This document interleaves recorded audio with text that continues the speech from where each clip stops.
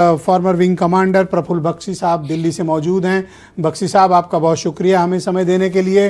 तो सर बताइए कि जिस तरह का ताज़ा सूरत हाल है, ये युद्ध सिर्फ 2-3 देशों के बीच नहीं बल्कि एक रीजनल वार में वह तब्दील हो गई और उसके भी आगे आकर इंडियन ओशियन में श्रीलंका के पास भारतीय नेवी से एक्सरसाइज करके जा रहे एक निहत्थे नौसैनिक बेड़े को भी उड़ाया गया। क्या ये वार अब एक्सकलेट कर रही है और भारत को अपनी तैयारियों पर ज्यादा ध्यान देने की आवश्यकता है? ब्रिजेश जी, आप बिल्कुल ठीक फरमा रहे हैं।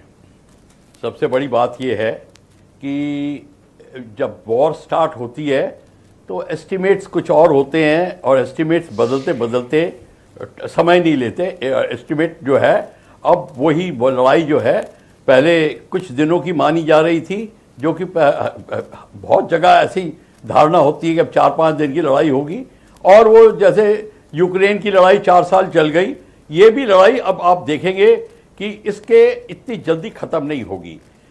बेसिक पॉलिटिकल ऑब्जेक्टिव तो अमेरिका ने जरा डिसाइड कर दिया था कि रिजीम चेंज होगी और न्यूक्लियर कैपेबिलिटी की बात डिटेरियोरेशन होगी। ना रिजीम चेंज हो रही है, ना ही न्यूक्लियर कैपेबिलिटी उसकी ईरान की जा रही है। सबसे बड़ी बात है कि अभी जो दबे दबान में जो बोल रहे थे, अगर आज ईरान सुन्नी होता तो क्या सीन होता, ये आप जरा सोचने की कोशिश करिए। और यही प्रॉब्लम है कि हमारे को हमको सच्चाई देखनी पड़ेगी, और सच्चाई ये है कि बाकी countries did not like Iran's progress. बाकी मिडिल ईस्ट की कंट्रीज वो नहीं देखना चाहते थे, पर जब विप चली इस्लाम मूवमेंट की, पैन इस्लामिक मूवमेंट की, तो सबने हामी भरी। यहाँ तक कि पाकिस्तान ने भी कह दिया मैं अमेरिका की निंदा करता हूँ। उनके लीडर ने नहीं बोला, बट मीडिया ने बोला।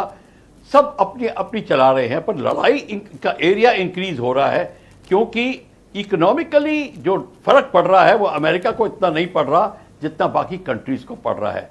और अमेरिका अपना जिसको आधिपत्य फैलाने की कोशिश कर रहा है, इंडो पैसिफिक जोन से आप ऊपर देख लीजिए, तभी ईरान ने हर जगह अटैक शुरू किया। एब्राहम लिंकन एयरक्राफ्ट कैरियर के ऊपर IRGC के मिसाइल्स लगे हैं, उसको भी डैमेज हुआ है।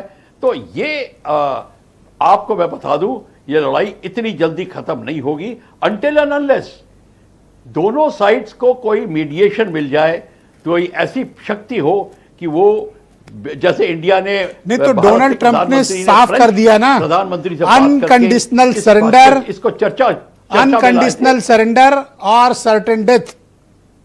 डोनाल्ड ट्रंप ना हो गए कि ईश्वर हो गए, कह रहे हैं वो मौत बांट रहे हैं, वो कंफर्म कर रहे हैं कि आपकी कंफर्म मौत है। देखिए, ये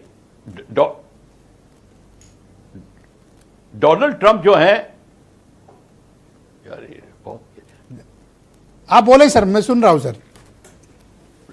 देखिए, डोनाल्ड ट्रंप जो है वो दिखाने के लिए और इफेक्ट के लिए बात करते हैं, वो कि अनकंडीशनल सरेंडर की बात कर रहे हैं। वो ऐसी बात नहीं होगी, आप देखेंगे जब बात आएगी तो ही विल आल्सो एग्री। और ही बख्शी साहब बहुत शुक्रिया, कृपया हमारे साथ आप सर बने रहिएगा। और आप देखेंगे रिजीम चेंज की बात जो आ रही है वो ऐसे चेंज नहीं होगी जी। बहुत शुक्रिया सर, के लिए एक रिजीम चेंज हो गई है, ऐसी बात होगी। बहुत शुक्रिया सर, कृपया हमारे साथ बने रहिएगा। संजय चौधरी मेरे साथ मौजूद।